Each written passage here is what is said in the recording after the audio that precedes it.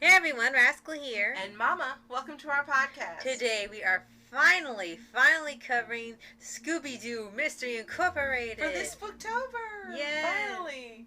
Now this reboot takes a much different approach to Scooby Doo, giving it a more serious story and an ongoing plot for the first time.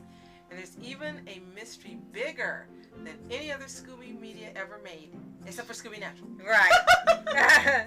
And before we start, be sure to like, subscribe, and click the notification bell to get updates on future podcasts and Wonder Pause videos. We've been wanting to do this for so long. Mm-hmm. Finally, we've done it, and if you saw a couple of years ago, we did like a Scooby Doo franchise review. Yes. But this wasn't included. Right. We mentioned it, but we never included it. Right.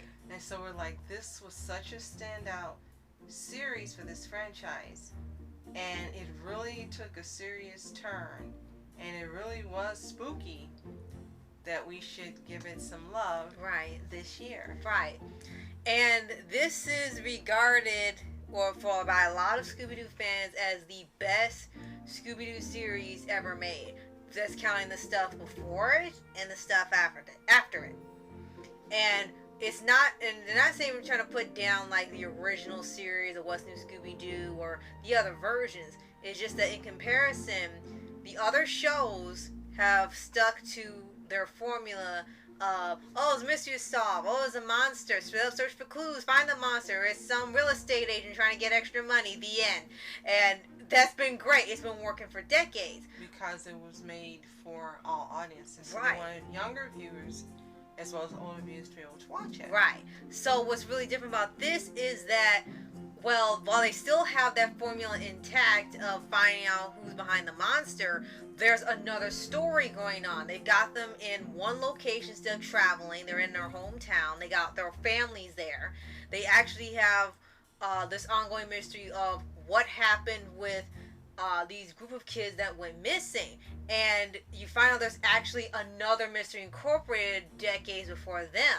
And you find out as it goes on that this mystery gang isn't the only one. There's actually been more than one, and it's a whole thing going on. And you don't want to reveal everything because it's actually a really good mystery, and they really put some thought into making this mystery creatively fit with Scooby-Doo, and I feel like they were just going off the rails. So first, before we get started, I want to say the original is the best because it was the original. Right. So if you want to say the best sequel series ever for Scooby-Doo, that's how I would put it. The original, there's no comparison. There was nothing like it when it originally came out, I think 1968 or 69. Right.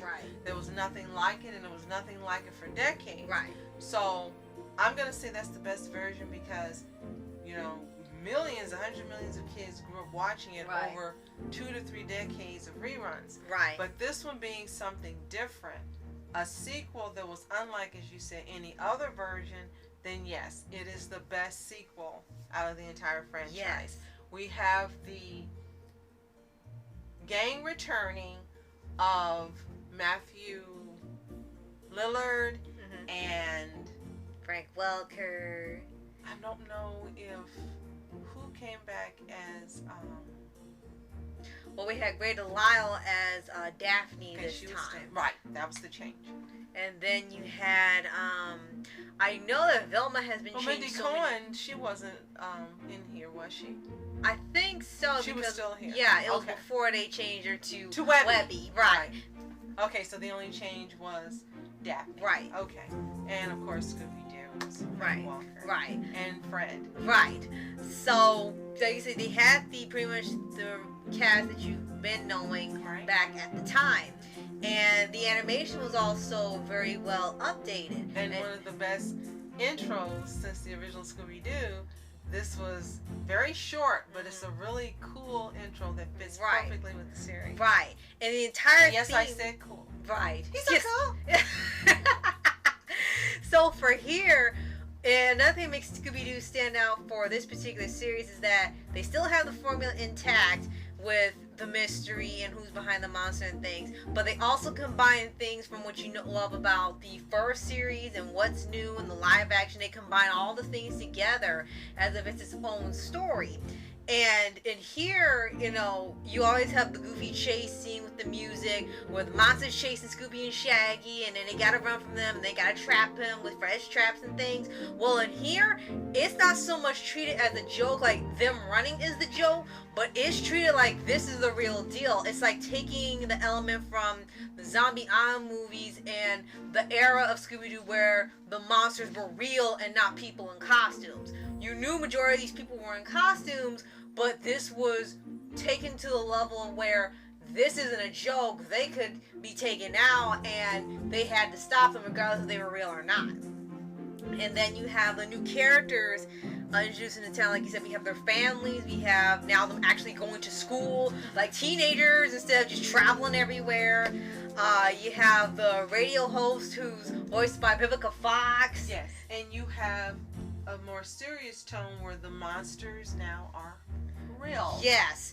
They're not people pretending to be not all the time up anymore. Or insurance scams or right. Or nothing like you know from the original series. Very rarely was there a time. Well, actually, there was sometimes there were people, and there's no witty titles like Minor 49er. Right. They were actually trying to be like legitimate titles of spooky novels. So it kind of was like a coin flip, like what was gonna be a person in disguise and what was gonna be the real monster. And a lot of these episodes, they really took a serious turn. Like, I think what's considered one of the darkest episodes is one where there's this monstrous mutt that's attacking people and everyone assumes it's Scooby, and he's taken to this place where they have criminally insane animals, and they even meet this parrot who's like the brain if he was a bird, and he's hyper intelligent and he knows the secrets about the town. And they get to a point where they find the dog that's been pretending to be Scooby, and it's not like, oh, they deactivate the dog and it's over. No, the dog becomes Terminator and it starts trying to take them out, and Scooby's got to take them out, and it becomes like a big action scene. It's just like they were really taking this thing seriously. It wasn't treated like they're trying way too hard and it's not working. It was most of the time legitimately action and legitimate scariness. Also, they go and delve into the backstory of each main character. Yes. So questions you have had and never answered are answered in this series. That's another thing that really stands out. Before the reboot by whoever decided to reboot it, dumb idea, this series answered all the questions you ever had by every character about their backstory, their parents, where they came from. All those questions were answered in this series, and it was brilliantly done. Yes. And another thing is, you had one thing that was kind of like a running gag for a little while that turned serious, was Hot Dog Water. Yes. Actually a character's name that appears in here. Right.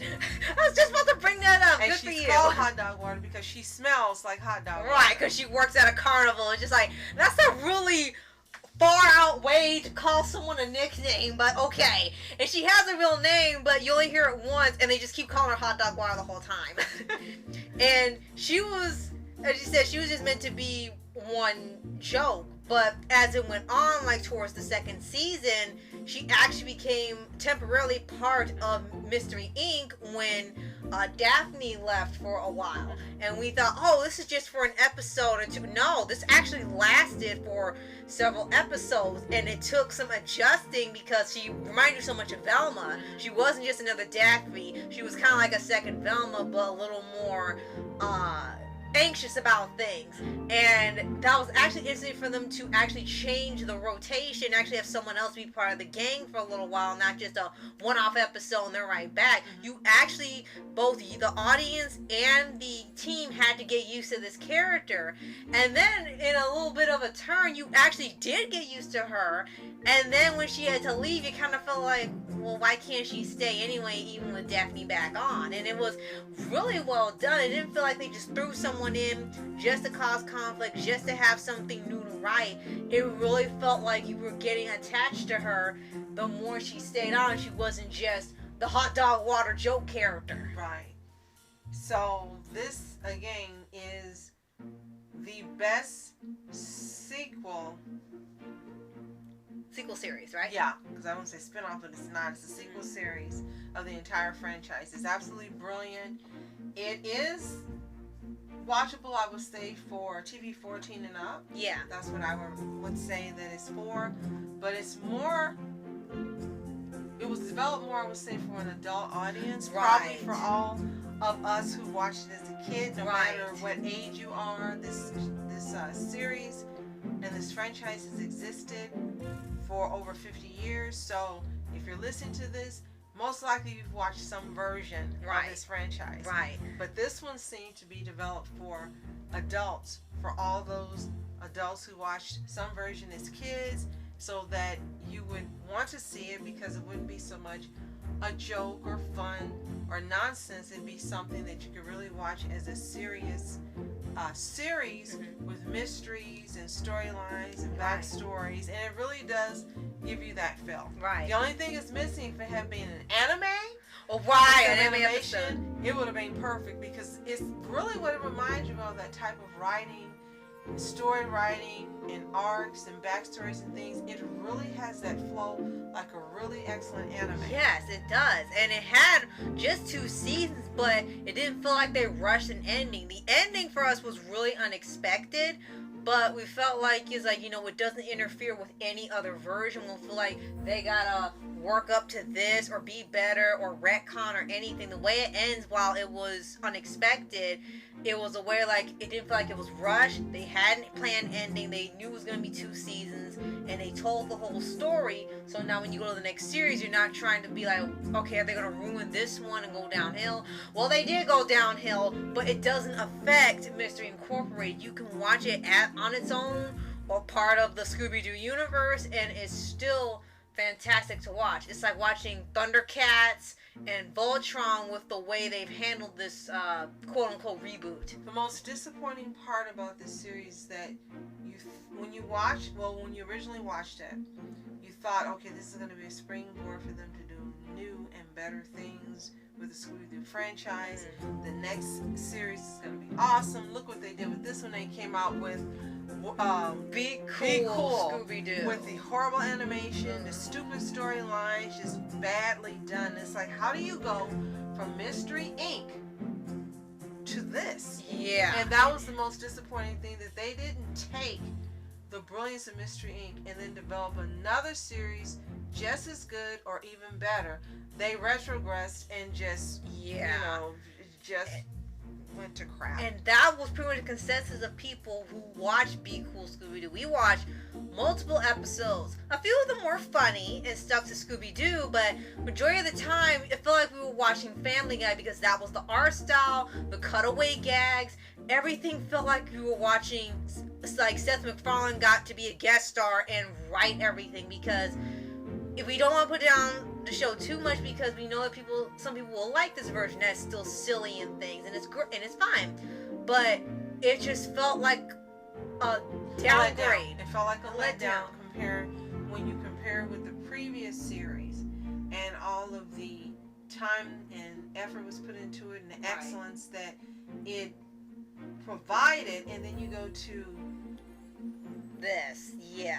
Again, and for me, the animation style was so disturbing that all I kept saying when we were watching episodes was, "Oh my gosh, it look horrible. This is horrible. I don't like this." And it was just that was half of the reason that I personally couldn't enjoy it, because the animation style is just It's like watching Guardian Spies. Oh my gosh! And lastly, I want to bring up is that this is the type of reboots that people have been telling they want to see, and they rarely make them now. All of them just want to do Teen Titans Go, be goofy, have kids watch it, and leave it at that. And they tell you they don't care about older audiences. But you have Mystery Incorporated, you have Voltron Legendary Defender, you have Thundercats 2011, you have the G.I. Joe Renegades, you got My Little Pony, even though it's over, and you have these ones where they get these new versions and they appeal to everyone, and they really handle well dark storylines and fun storylines and character growth and adding new things that fit with the lore and the style. And it's just like, if you could make reboots like this, there really wouldn't be as many complaints. There would be too many complaints still about there being too many reboots, but it would have been like, hey, look, you're really upping the game on all these things we love and making them even better. If you did that, there would be a whole lot less of a reason to hate the reboot phase of people, which we've now gone from reboot to prequel. But this is what you need to do when you do a reboot. Like this show and the others I mentioned, this is how we want reboots done, where everyone could watch it and you blow everything out of the water with just how amazingly well you've written it. The only drawback to watching this is once you've seen it and all the mysteries have been solved and you see the end, the chances of you rewatching it are not high. Unfortunately. Because everything that made it spectacular, watching has already been solved. It's like Gravity Falls. So what you probably would do is go back and just watch certain episodes you really liked. Right. Now, that being said, if you've seen Mystery Inc., let us know what you think in the comments below. Do you love it? Do you hate it? How do you feel about it? And how did you feel about Be Cool Scooby Doo after? Were you let down like we were? Or were you okay with the changes? Right. If you haven't seen Mystery Inc., it used to be available on Netflix. It no longer is. I'm not sure if you can watch it on You could probably see it on HBO Max. Yeah, because Warner Bros. You can probably see it on there, and hopefully there's a DVD release where you can buy the whole series. I wish that were true. Now, if you guys know where we're able to purchase it, let us know, because we really would like to buy it and own it, because it's just that great. Right. And if you haven't already, subscribe for updates and good videos on your favorite anime series, animated shows, and all things animation. Absolutely. So we hope this has been fun for your Spooktober, and hopefully if you were looking forward to covering this, we finally done Yes, it. your wish has been granted. Yes. So, thank you so much for watching Mask Entertainment. And Mom Entertainment. Have a fantastic day. Peace.